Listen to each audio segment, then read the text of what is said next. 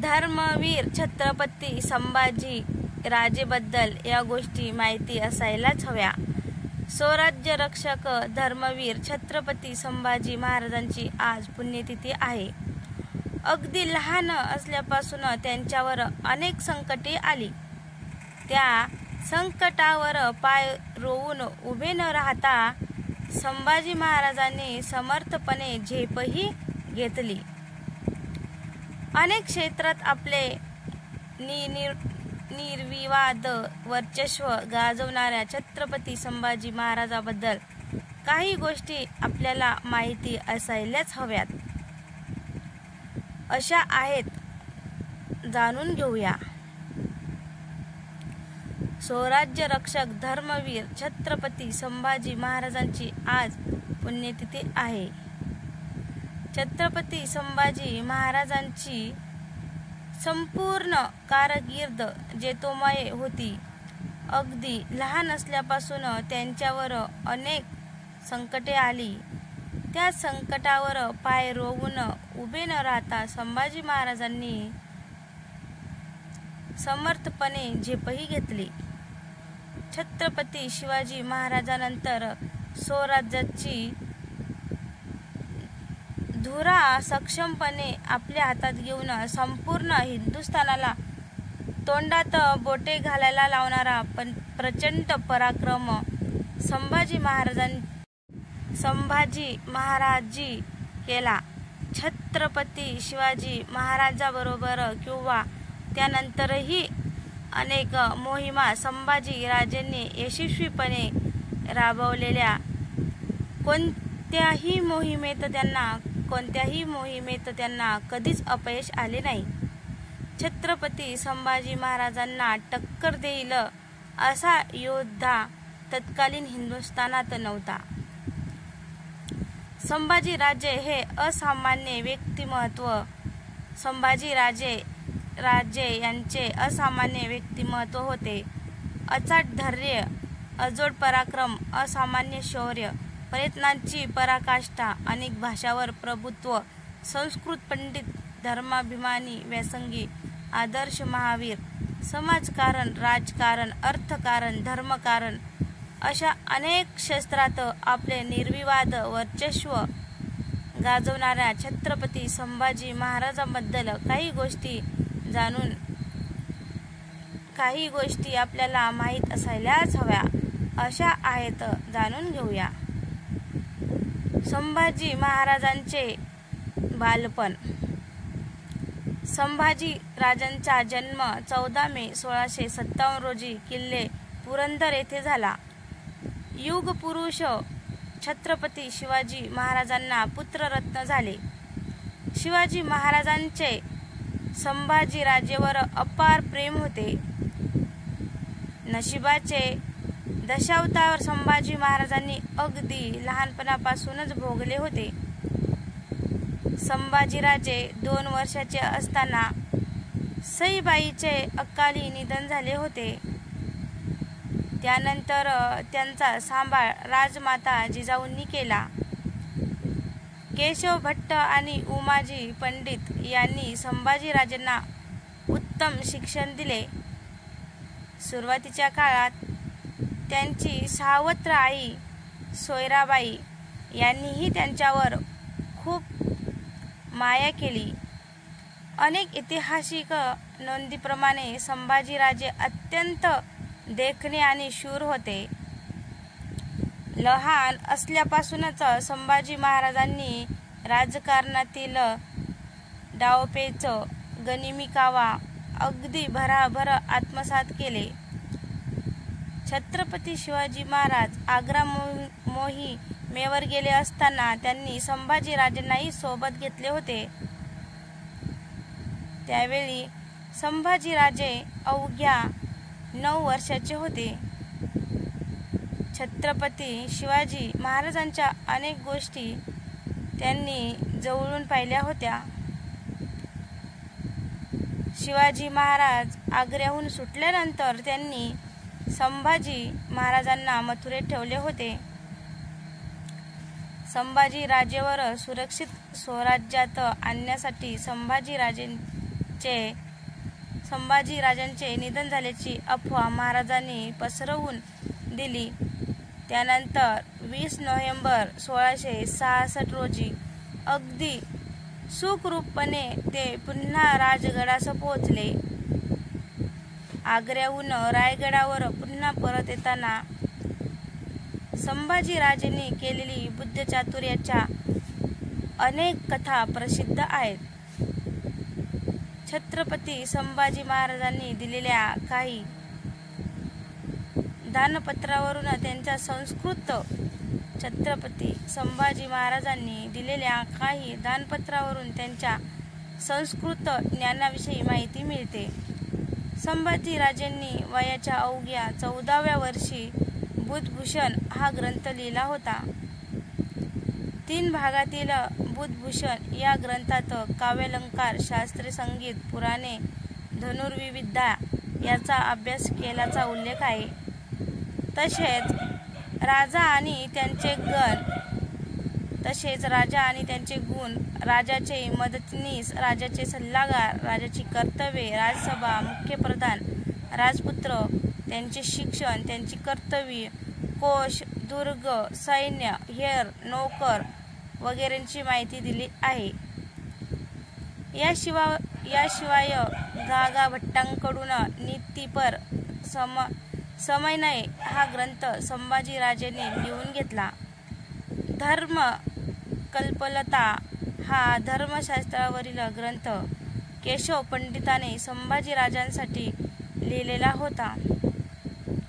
युद्धकलेतील नैपुण्याबद्दल ॲबेकेरे या परकीय लेखकाने संभाजी महाराजांची प्रशंसा केली आहे.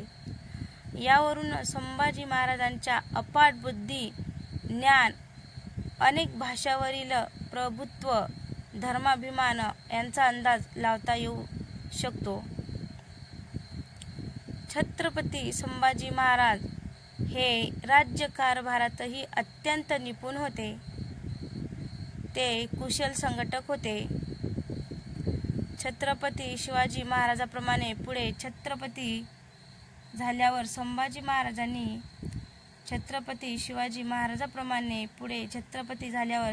महाराजांनीही अष्टप्रधान मंडळाची नियुक्ती केली होती.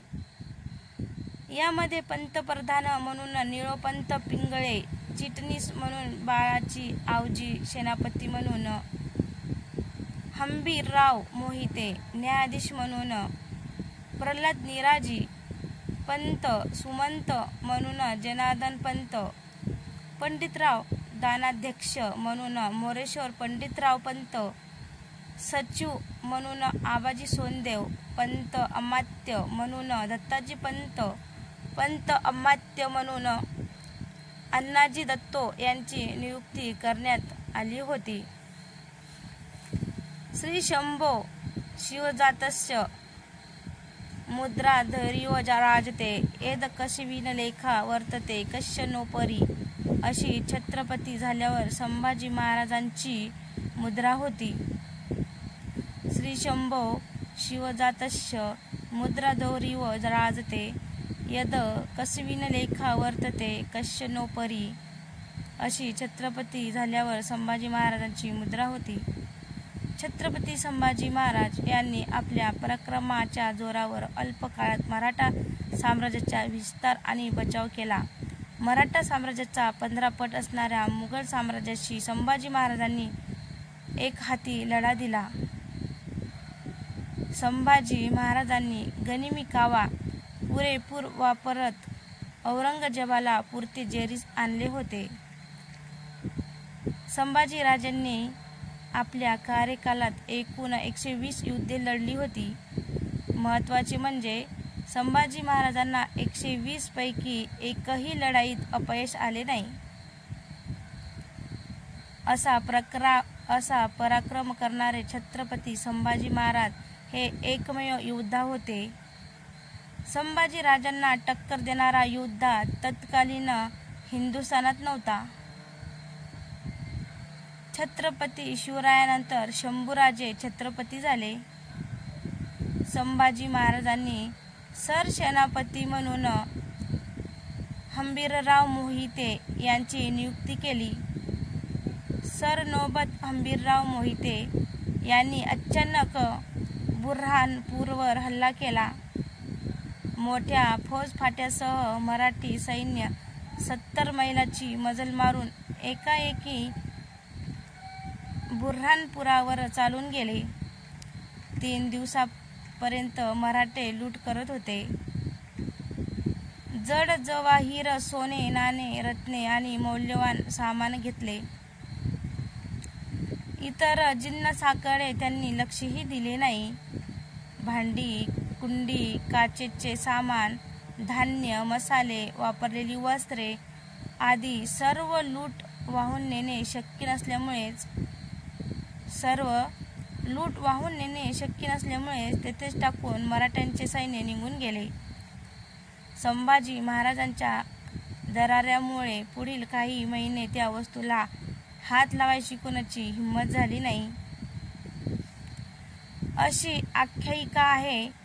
शहाबुद्दीन फिरोजजंगने रामशेज किल्ल्यावर चाल करून गेला. हा किल्ला सहज हस्तगत करता येईल अशी मोगलांचा समज होता.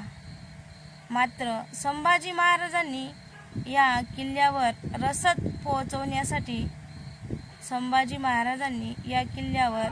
पोहोचवण्यासाठी खास तुकडी तैनात केली होती. मराठ्यांनी कडवी झुंज देत हा किल्ला 5 वर्षे झुंजवत ठेवला होता.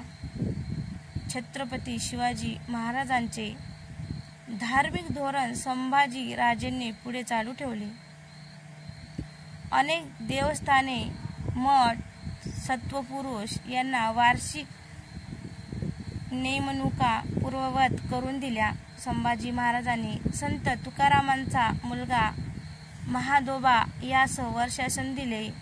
तसेच मौनी गोसावी, गणिराम वासुदेव गोसावी, कराडचे वेदशास्त्री नरसिंहभट, शेषभद्द, मृत्युंजयमणी, कांदळगावचे अनंत भट, महादेव भट, महाबळेश्वरचे वेदमूर्ती रामभट, कराडचेच शिवभट, नीलकंठ भट, अग्निहोत्री, पावसाचे हरिभट्ट पटवर्धन, रामचंद्र केशव भट्ट, पंडित निंब येथील सदानंद मठांचे अनंतगिरी गोसावी यांना सढळ हस्ते मदत केली. त्यांच्या व्यवस्था लावल्या. संभाजीराजांनी चिंचवड, मोरगाव, सज्जनगड, चाफळ, सिंगणवाडी, महाबळेश्वर इत्यादी देवस्थानाचे व्यवस्थापन योग्य पद्धतीने चालावे यासाठी पूर्वीची वृत्ती, इनामे व संदा पूर्ववत केल्या. एकूण धार्मिक कारभाराकडे ते जातीने लक्ष घालत असत. हे तत्कालीन पत्रव्यवहारातून दिसते. 1689च्या सुरुवातीला छत्रपती संभाजी राजांचा मेहुणा गणोजी शिर्के आणि औरंगजेबाचा सरदार मुकरबखान यांनी संगमेश्वरवर हल्ला केला. मराठ्यात आणि शत्रूचे सैन्यात चकमक झाली. मराठ्यांचे संख्याबळ कमी होते. प्रयत्नांची शर्त करूनही मराठे शत्रूंचा हल्ला परतून लावू शकले नाहीत. परिणामी शत्रूने संभाजी महाराजांना जिवंत पकडण्यात मोगलांना यश आले होते. संभाजीराजे आणि कवी कलश यांना औरंगजेबापुढे बहादूरगड येथे नेले. संभाजीराजांनी धर्मांतर केल्यास जीवदान देण्याची अट औरंगजेबाने घातली होती. मात्र संभाजीराजांनी त्याला स्पष्टपणे नकार दिला होता. औरंगजेबाचे अनन्वित अत्याचार असह्य होऊन सुमारे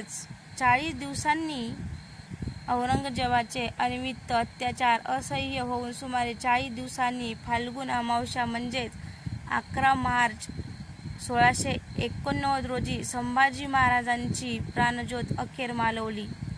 असह्य यातना सहन करूनही संभाजीराजांनी स्वराज्यनिष्ठा आणि धर्मनिष्ठा सोडली नाही. म्हणून त्यांना अखंड भारतवर्षाने धर्मवीर ही पदवी बहाल केली आहे. तर मित्रांनो, तुम्हाला ही छत्रपती संभाजी महाराजांची कथा कशी वाटली? कथा आवडल्यास लाईक, कमेंट, शेअर करायला विसरू नका. तसंच आपल्या चॅनलवर कोणी नवीन असेल तर चॅनलला सबस्क्राईब करा. भेटूया पुढच्या कथेत. धन्यवाद.